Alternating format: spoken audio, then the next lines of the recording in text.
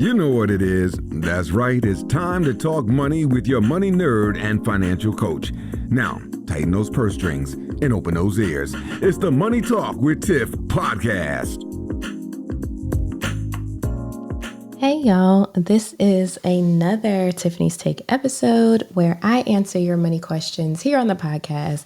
If you have a question, please go to www.moneytalkwitht.com/ask Tiffany, and you can either do a text or a voice message, and I would be more than happy to answer those questions for you because that's what I'm here for. So this is a question that just came in.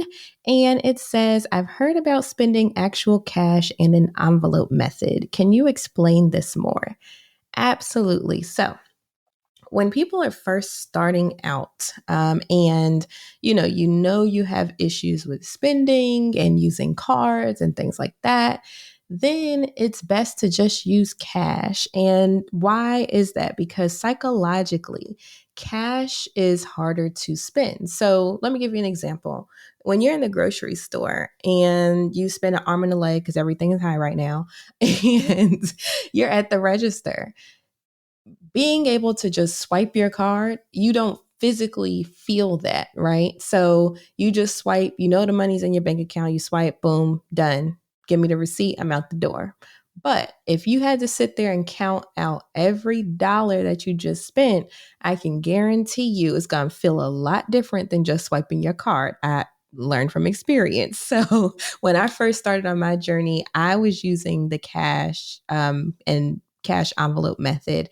And so when you're budgeting for that type of method, you can either do just a regular budget like you usually do, or you can do the envelope system. So what does that mean? That means when you get paid, you go and take the money out. You have a whole bunch of envelopes. They have fancy ones on Amazon. I might put a couple of links in the show notes for the fancy ones that I've used, but you can also just use regular envelopes. I've done that as well.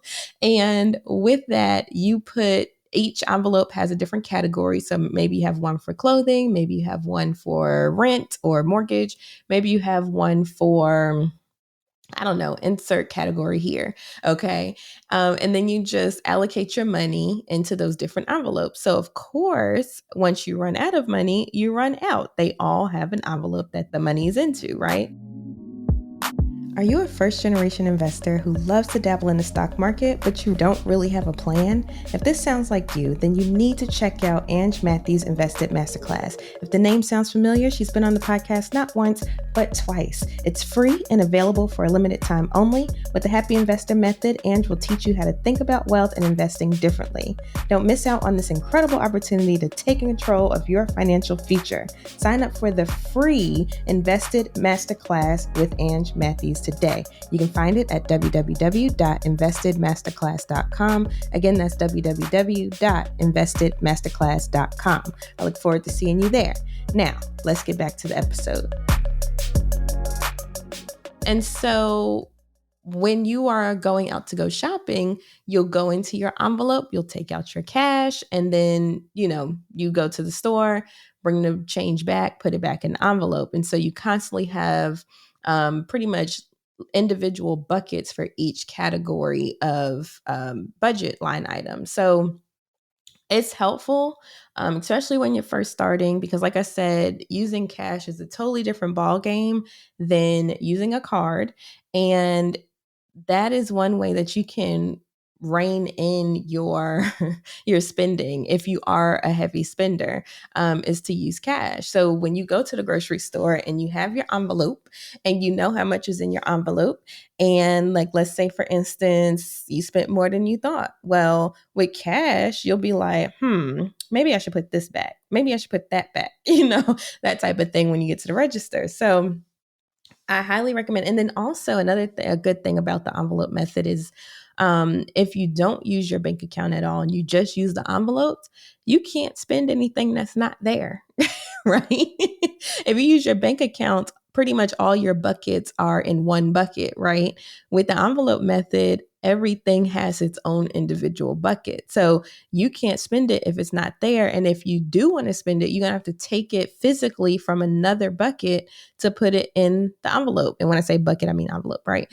So you would physically have to take it from one envelope to the other, which might feel a little different too. Like maybe you eye in your vacation envelope and the fast food envelope, and you like, dang, like I really want something to eat from out.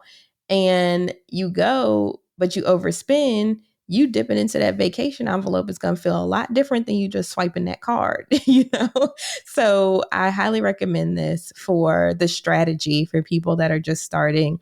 Or if you just feel comfortable with using cash. I've had clients where they just preferred cash. So this is a great way for those that prefer cash to just go ahead and budget as well. So as you can see, y'all, it's really no excuse. There's so many different ways that you can budget. So I highly recommend doing it. And so hopefully that answers your question. And if not, just go ahead and ask me another question on the Ask Tiffany site. So thank you so much, y'all, for listening. And even if you decide that, cash is right for you, or if it's not, it's just good information to know, because you never know when you might have to do a reset. I do resets periodically because sometimes I just get off track and I'm like, let me go back to cash. Let me go back to cash real quick. So you just never know. So it's good to know this information, even if it doesn't apply to you right now. So that way, maybe you can use it in the future. Maybe you can share it with someone else. Who knows? But that is what the envelope method is, and using cash with a budget. So thank you so much for your question. Again, if you have a question, feel free to go to www.moneytalkwitht.com/Ask Tiffany, and I'll be more than happy to answer that for you. But until next week, I hope you have a wonderful rest of your week. Bye. Thank you for listening, joining, and being a part of the Money Talk with Tiff podcast this week. You can check Tiff out every Thursday for a new Money Talk podcast. But if you just can't wait until next week, you can listen to previous podcast episodes at moneytalkwitht.com or follow Tiff on all social media platforms at Money Talk with T. Until next time, spend wise by spending less than you make.